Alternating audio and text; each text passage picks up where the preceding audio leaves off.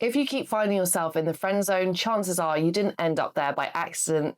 You actually taught her that's where you belong. And that's not because you're not attractive or interesting, it's because you never clearly showed her what you wanted. In this video, I'm going to unpack for you why that happens, and also I'm going to give you 3 simple fixes that help you exit that friend zone without being pushy or weird or pick-uppy. So here's the deal. Most men don't end up in the friend zone because they're timid or not that sexual or wouldn't be great partners to women. It's actually because they're respectful and socially intelligent. They don't want to risk rejection or make her feel uncomfortable, so they kind of assess the situation and take a step back. When you play it too cautiously, you become invisible to her. Women will see another guy who doesn't care about her boundaries or offending her, but he's more visible, so they choose him, and then they have a disastrous relationship and complain about men. Modern men have been taught to a fault to be nice and to respect boundaries. These are very, very good core messages. We have to find that nuanced edge where you can maintain your values but become more visible to women and help more women to understand, wow, there's an amazing guy in front of me. Start thinking of it this way. Everything you say and do communicates to another person what relationship you expect to have with them. If you message her like a colleague, if you suggest you hang out sometime, if you keep your distance, never touch her, in this equation, that adds up to friend. And I get what's happening for you. You are waiting for the right moment. What's happening is, in fact, you are ingraining a platonic relationship with her. My first fix for you is so easy.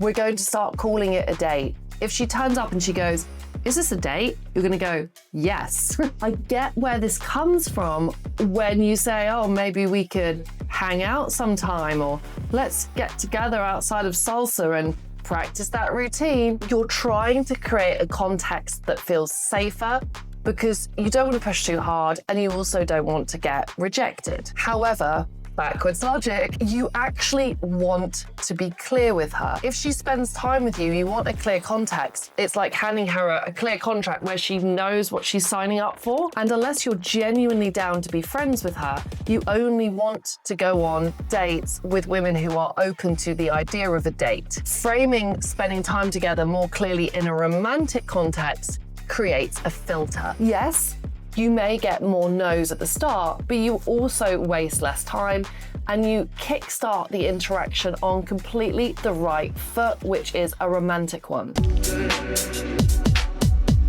When you meet up on that date, I also want you to focus on beginning and ending the date with impact. Even if the middle bit goes a bit off track, I want you to really focus on creating 2 impactful moments when you first meet and when you depart. When you first meet, I really want you to encourage physical contact. This doesn't mean you lunge in for a kiss with her. It could mean you kiss her lightly on both cheeks. It could mean you place your hands on her shoulders and bring her in. It could mean that you offer her your arm to take. It could mean you tap her on her shoulder and go, "We're going over there." Immediately, we're instigating that physical touch.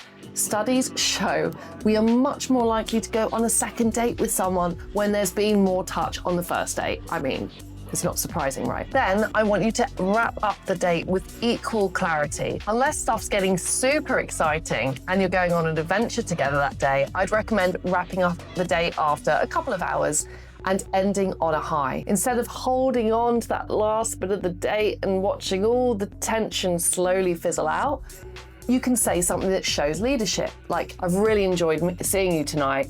I am so aware I have an early start tomorrow morning and so do you. So look, let me walk you to the subway or let me walk you to your cab."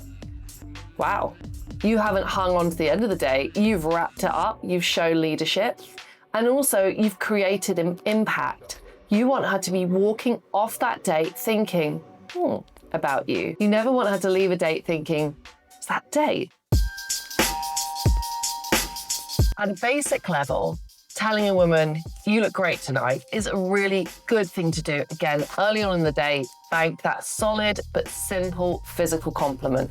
By the way, avoid saying things like, I love how the flowers on that dress bring out your eyes. That will make you sound like her great aunt. However, there is a more impactful version of a compliment that you want to bake into your dates, and that is to pay her a unique compliment based around her personality. Women really need the verbal explainer and plotline as to why you're interested in getting to know her more. This frames you as a high-value guy with loads of options who's specifically choosing to spend time with her for a reason. Amazing conversational jump-off points that you can bank are things like, there was a reason why I matched you with your profile. There was a reason why I was excited to meet you tonight. I just want to notice there's something that I've really enjoyed about our conversation. It could be as simple a compliment as talking to you feels so easy. That's rare. That creates a moment of tension, and it also shows that you're choosing her, that there's a reason why you're engaging on that date tonight. I bet if you can change how you behave towards her, you're also going to give her the opportunity to see you in an entirely new light. Staying in that friend zone is entirely voluntary.